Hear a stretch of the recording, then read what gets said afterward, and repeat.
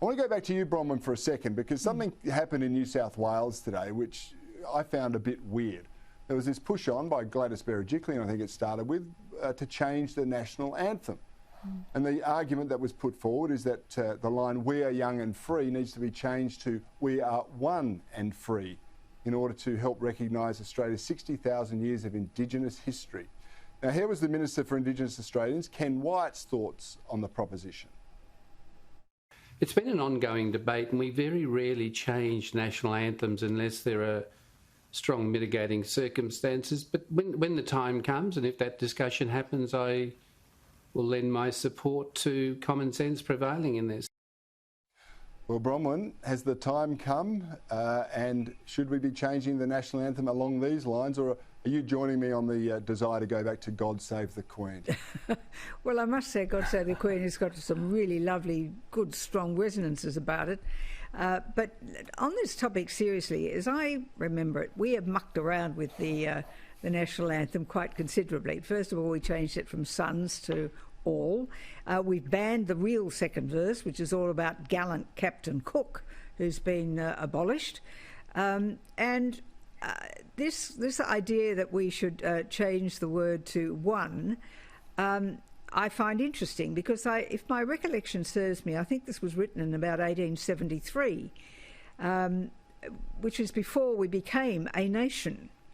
And you can argue that we've only been a nation since 1901, and then for our young, but we didn't. It was written before that occurred, so I can't get too excited about whether or not we change the word to one or not.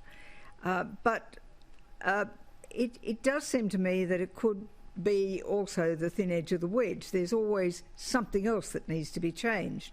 If there was an assurance, a motive, isn't there? If there was an assurance that this change would be it and we get on with it, fine. Perhaps there'd be a quid pro quo. You can change it to one and then reinstate verse number 2. Rex, we're heading to a break shortly. Should we make this minor change to the anthem, or change the anthem? You're not going to go with God Save the Queen like me, are you? No, probably not. Look, I've been focusing on matters that are quite significant to the nation this week in the Parliament. I haven't turned my mind to this. I will point out that the Senate did vote on a motion as to whether or not to have the Aboriginal and Torres Strait flags in the Senate, and I supported that. I thought that was a good idea, but look, I haven't turned my mind to song, and I'm not very good at songs. Well, Rex, I've got to say, if we sing "We are one and free," that means one flag. We only have one national flag, and that's the one that hangs in the Parliament.